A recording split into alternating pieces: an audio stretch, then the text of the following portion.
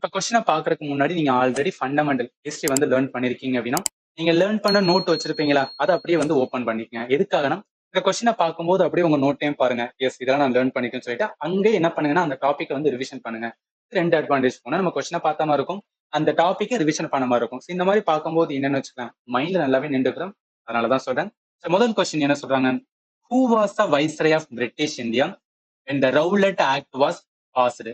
Rowlatt சட்டம் இயற்றப்பட்ட போது பிரிட்டிஷ் இந்தியாவின் வைஸ்ராய் யார் அப்படின்னு கேட்டிருந்தாங்க. நான் எல்லா கொஸ்டினும் எந்த டேட்ல கொஸ்டின் கேட்டாங்கன்னு சொல்லி மென்ஷன் பண்ணிடுவேன். இது எதற்காக அப்படின்னு கேட்டீங்கன்னா, குரூப் டி ப்ரிப்பேர் பண்றீங்கன்னா அதோட கொஸ்டின் மட்டுமே பாருங்க.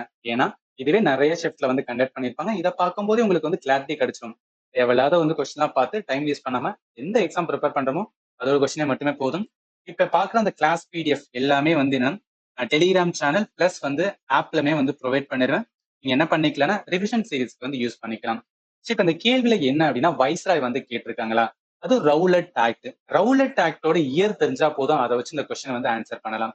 அது எப்படின்னா நம்ம லேர்ன் பண்ணிருக்கோம். ரவுலட் ஆக்ட் எப்போ வரும், 1919 இந்த பீரியட்ல தான் வந்து ஜாலியன் வாலாபாக்குமே வரும். ரைட்டா, கனெக்ட் பண்ணுங்க. அப்ப ரவுலட் ஆக்ட் வரும்போது அதை வச்சு என்ன அப்படின்னு பாத்தீங்கன்னு வச்சுக்கோங்க, அந்த 1919 தான் என்னன்னா ஒரு ஆக்ட், பிரிட்டிஷோட ஆக்டுமே வந்திருக்கும். அந்த ஆக்ட் பேர் என்ன, கவர்மெண்ட் ஆஃப் இந்தியா 1919 அது வரும். அதுக்கு இன்னொரு பேரும் மாண்டகு செம்ஸ்போர்ட் ரிஃபார்ம் அப்படின்னு சொல்லுவாங்க. ஸோ மாண்டகு மீன்ஸ் வந்து செக்ரட்டரி ஆஃப் ஸ்டேட், அவர் தான் வந்து மாண்டகு. செம்ஸ்போர்ட் என்பது என்னன்னா அந்த டைம் 1919 இருந்த வைஸ்ராய். அப்ப என்ன வரும், 1919 யார் வைஸ்ராய் இருந்தா, செம்ஸ்போர்ட் இருந்திருப்பாரு. அதனால இந்த கொஸ்டினுக்கு ஆன்சர் என்ன வரும், பி தான் வரும். இதான் என்ன அப்படின்னு பார்த்தீங்கன்னு வச்சுக்கோங்க, நான் கிளாஸ் எடுக்கும்போது உங்களுக்கு நான் சொல்லியிருப்பேன். 1919 என்னன்னா ரெண்டு ஈவெண்டா வந்து பிரிப்பாங்க. அதாவது கேரட் அண்ட் வந்து ஸ்டிக் பாலிசி. இது என்ன அப்படின்னு கேட்டீங்கன்னா ஒரு இடியம். அது என்னன்னா கேரட்டை கொடுக்குற மாதிரி கொடுத்து இந்த பிரிட்டிஷோட ஆக்ட் வந்து கொடுக்குற மாதிரி கொடுத்து இதை இந்தியாவுக்கு ஹெல்ப் பண்ற மாதிரி ஹெல்ப் பண்ணி பின்னாடி என்ன வச்சிருப்பான்னா ஸ்டிக்கை கொடுத்துருப்பான். அந்த ஸ்டிக்கை தான் எதை சொல்லுவாங்கன்னா அந்த ரவுலட் ஆக்ட். ஒரு சைடு வந்து ஒரு ஆக்ட கொடுக்குற, அது நிறைய ப்ரொவிஷன்ஸ் வந்து இந்தியாவுக்கு நல்லதா இருக்கு.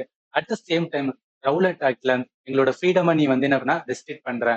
அதனால என்ன சொல்லுவாங்கன்னா இது கேரட் அண்ட் ஸ்டிக் அப்படின்னு சொல்லிட்டு ஒரு இடியமோட வந்து கனெக்ட் பண்ணி சொல்லுவாங்க. ஞாபகத்துல வச்சுக்கலாம்.